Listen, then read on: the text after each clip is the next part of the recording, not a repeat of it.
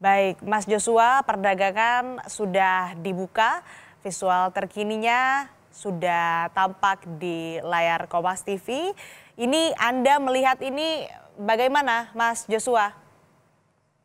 Ya, seperti yang diperkirakan sebelumnya bahwa, Hmm. sudah terkoreksi ya, kurang lebih sekitar 9% ya Hmm. dari posisi penutupan ya, kurang lebih sekitar 9% ya Hmm. dari posisi penutupan sebelum libur ya. Tentunya, ya ini akan terjadi, apa namanya, karena tadi ya, sebagai respon tadi suspensinya itu 20% ya kalau terjadi pelemahan 20% gitu ya. Dan ini, kalau kita lihat dengan adanya penurunan sudah melewati trading halt 8% tentunya akan di-suspend ya, ataupun trading halt sekitar 30 menit ya, sehingga harapannya ini, tidak terjadi kepanikan nanti di pasar saham. Dan tentunya tadi, respon kebijakan saham dan tentunya tadi, respon kebijakan dari BEI ini juga diambil tadi untuk bisa memitigasi kepanikan dan juga untuk bisa, mengurangi, kepanikan di pasar saham. Karena ya seperti yang kita lihat saja di awal pembukaan saja langsung terkoreksi 9%. Mas Joshua, ini Pak market dibuka, tapi langsung trading hold begitu? Betul, langsung trading halt. Karena kan kalau kita lihat kan ini sesuai dengan kebijakan, BI, peraturan BI nomor Hmm. 2 2025 ya, di mana tadi bahwa pada saat penurunan 8% ini IHSG langsung trading halt gitu, Hmm. seperti itu. Hmm. Jadi ini akan di trading halt sekitar 30%, 30 menit nanti baru akan dilanjutkan kembali seperti itu perdagangannya. Jadi artinya bagaimana market membaca situasi ini, Mas Joshua? Ya, tentunya yang tadi ya, ini tidak bisa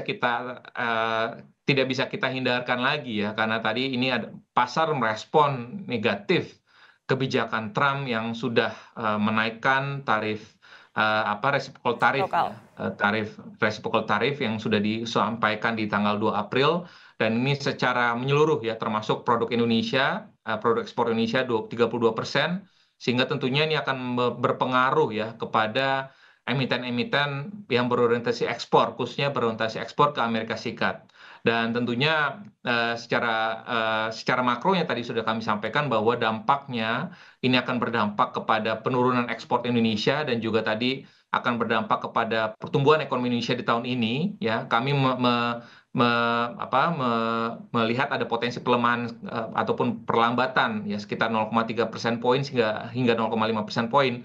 Namun ini kita juga masih menunggu negosiasi, ya negosiasi seperti tadi diskusi dengan Pak Ajib sebelumnya bahwa, Hmm. pemerintah masih sedang melakukan negosiasi dengan pemerintah Amerika Serikat, sehingga kalaupun ada kabar bagus dari negosiasi pemerintah Indonesia dengan pemerintah Amerika Serikat, tentunya dampak yang bisa ditimbulkan terhadap dampak negatif pada perlambatan ekonomi Indonesia dan juga perlambatan terhadap, neraca perdagangan kita ini akan bisa lebih terbatasi lagi, sehingga Hmm. harapannya sentimen negatif ini diharapkan akan bersifat sementara seperti itu. Tapi kalau kita bicara soal kebijakan yang diambil pemerintah kita, pemerintah Indonesia terhadap penerapan tarif baru oleh Donald Trump, tarif resiprokal ini kan negosiasi. Nah, artinya apakah dengan langkah negosiasi yang dipilih oleh pemerintah ini justru tidak memberikan dampak positif terhadap investor begitu?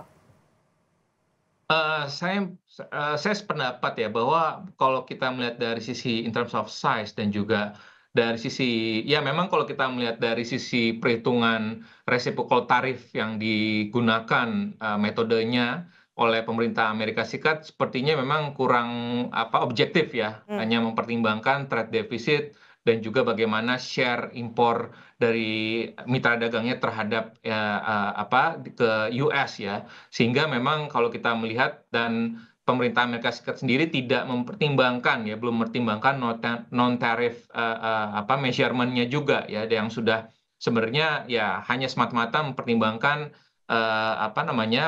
kebijakan tarifnya saja, yang di mana kalau kita lihat dari sisi Baik, pemerintah Amerika Serikat sendiri mengatakan bahwa tarif yang dibebankan kepada baik, baik. produk dari Amerika itu cukup besar gitu, sehingga itu yang harus sebenarnya dinegosiasikan oleh pemerintah Indonesia.